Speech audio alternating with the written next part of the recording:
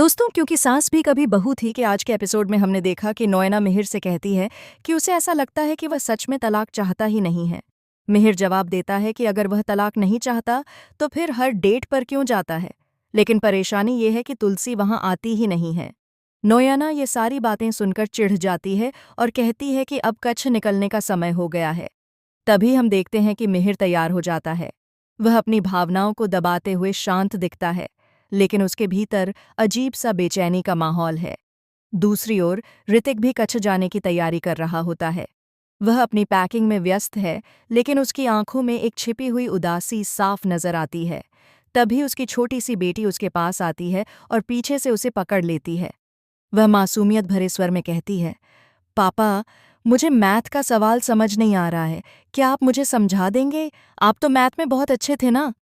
ऋतिक उसकी आंखों में देखते ही धीरे से मुस्कुराता है और कहता है, हाँ बेटा, मैं मैथ में अच्छा था, लेकिन जिंदगी की मैथ में मैं हार गया हूं। उसकी बेटी चौंक कर पूछती है, पापा, ये जिंदगी की मैथ क्या होती है?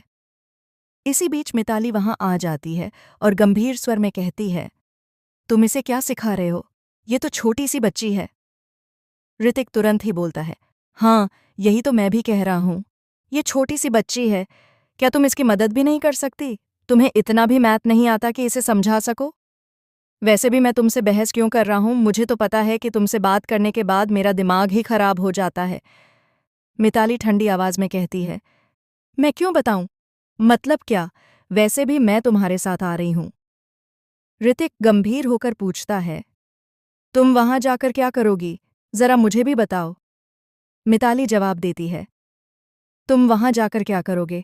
तुम्हारी वजह से तो सिर्फ बिजनेस में नुकसान ही होता है, और वहां जाकर भी नुकसान ही होगा। शायद मैं जाऊं तो कुछ अच्छा कर सकूं। वैसे भी मैं तुमसे शादी करके बहुत पछता रही हूं। मेरी शादी को इतने साल हो गए हैं। ऋतिक तुरंत तड़कते हुए कहता है, इतने ही नहीं, बल्कि इतने साल, इतने महीने और एक दिन हुआ है। मैं उस दिन को कैसे भूल सकता हूं? उसकी आवाज में दर्द और प्यार दोनों झलकते हैं। इधर दूसरी ओर हम देखते हैं कि आरती की शादी है, इसलिए तुलसी उसे लेकर मंदिर जाने के लिए निकलती है। लेकिन तुलसी कहती है कि हमें पहले किसी से मिलना है। लड़कियां उत्सुक होकर पूछती हैं, किससे मिलना है? तुलसी धीरे धीरे मुस्कुराती है, जैसे किसी रहस्य को साझा करने वाली हो, और सबको मंदिर ले जाती है। ठाकुर जी के सामने खड़ी होकर वह आरती के आने वाले जीवन की खुशियों और सफलता के लिए प्रार्थना करती है।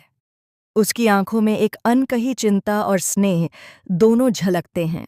दूसरी ओर नोएना और मिहिर कच्छ के लिए निकल जाते हैं, लेकिन मिहिर नोएना से खुश नहीं होता।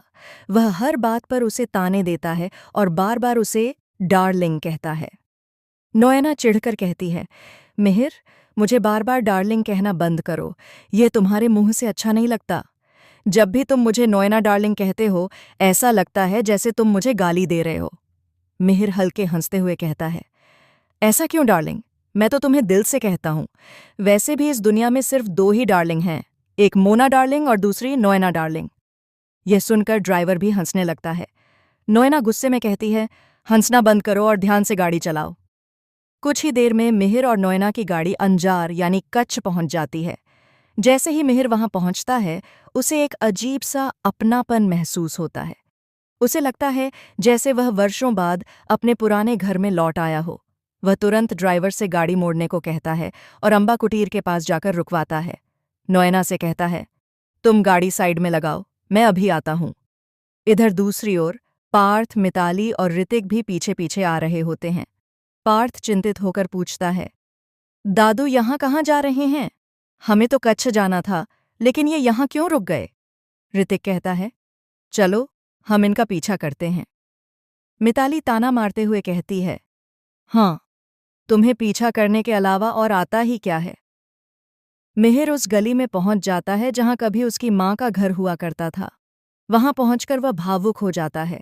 उसकी आंखों में पुराने दिनों की यादें झलकने लगती हैं।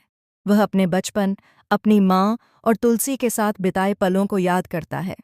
ऋतिक पूछता है, पापा, यहाँ अकेले कहाँ जा रहे हैं? आखिर ये जगह कौन सी है? मिताली कहती है, जाओ और देखो कि वह कहाँ जा रहे हैं। मिहिर जैसे ही अपने पुराने घर के गेट पर पहुंचता है, वह देखता है कि आंगन में तुलसी का पौधा अब भी हरा भरा है। उसकी आंखों में आंसू आ जाते हैं। वह पौधे के पास जाकर धीरे से कहता है, आपको यहाँ हरा भरा देखकर मुझे बहुत अच्छा लगा। आप यहाँ इतनी अच्छी तरह से हैं, इसका मतलब तुलसी भी यहीं कहीं होगी। वह दौड़कर दरवाजे की ओर जाता है और दरवाज़ा खटखटाता है, लेकिन वहाँ ताला लगा होता है। यह देखकर वह उदास हो जाता है। अचानक उसे पीछे से एक हल्की आवाज़ सुनाई देती है, मिहिर। वह पल भर के लिए ठिठक जाता है। वह महसूस करता है कि यह आवाज़ बहुत ही परिचित है। वह धीरे से पीछे मुड़ता है और वहां देखता है कि तुलसी की परछाई किसी झाड़ी के पीछे छुपी हुई है। मिहिर भावुक होकर कहता है, मेरी तुलसी, तुम सच में यहीं हो? तुलसी की आंखों में आंसू और मुस्कान दोनों हैं। वह धीरे से कहती है, हाँ मिहिर, मैं यहीं हूं, लेकिन मैंने तुम्हें खुद से दूर रखा ताकि तुम मुझसे परेशान न हो। मिहिर के भीतर एक हल्का गुस्सा और गहरा प्यार दोनों उठते हैं। तभी अचानक गली के दूसरी ओर